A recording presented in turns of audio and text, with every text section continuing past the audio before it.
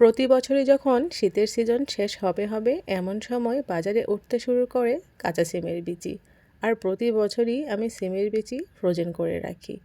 এবছরও ফ্রোজেন করে রেখে দিয়েছিলাম। আজকে সিমের বিচি আর রুই মাছের মাথা দিয়ে মজাদার রান্না হবে। হ্যালো এভরিওয়ান, আসসালামু আলাইকুম, welcome back to my channel Saima's kitchen. আজকে আমি আপনাদের সাথে শেয়ার করব সিমের বিচি দিয়ে রুই মাছের মাথার মুড়িঘণ্ট। সেজন্য ভিডিওটির সাথেই থাকুন। আমি প্রথমে একটা কড়াইয়ে যাবতীয় মশলা দিয়ে নিয়েছি।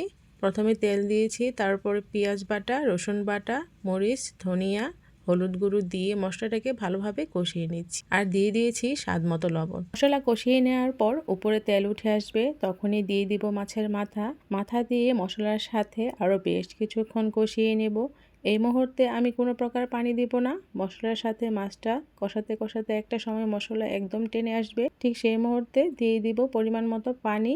এই পানিতেই রুই মাছের মাথা দুটো আমি খুব ভালোভাবে সেদ্ধ করে নেব। ঢাকনা দিয়ে ঢেকে মাছের মাথা দুটো পুরোপুরি সেদ্ধ হয়ে গেছে, হাতার সাহায্যে একটু চাপ দিলেই ভেঙে যাবে। এভাবে দুটো মাছের মাথায় আমি হাতার সাহায্যে ভেঙে দিব।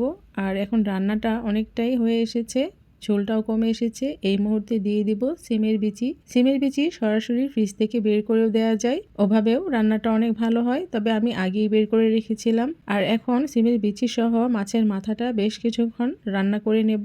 আর একটু ঝোলটা কমে যাওয়ার পর দিয়ে দিব এখানে টালা জিরার গুঁড়ো। এটা দিলে মাছের মাথার মুড়িঘণ্ট খেতে খুবই ভালো লাগে।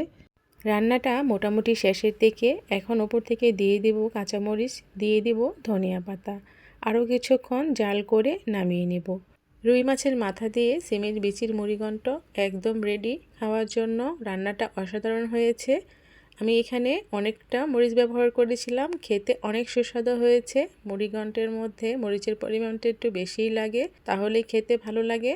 এভাবে আমার রেসিপি ফলো করে রান্না করে দেখতে পারেন, খেতে অনেক মজা হবে। আমার কাছে তো বেশ ভালো লেগেছে। আপনাদের কাছে কেমন লেগেছে তা জানিয়ে অবশ্যই কমেন্ট করবেন। আমার ভিডিওটি ভালো লাগলে অবশ্যই আমার চ্যানেলটিকে সাবস্ক্রাইব করে আমার পাশেই থাকবেন। আল্লাহ হাফেজ।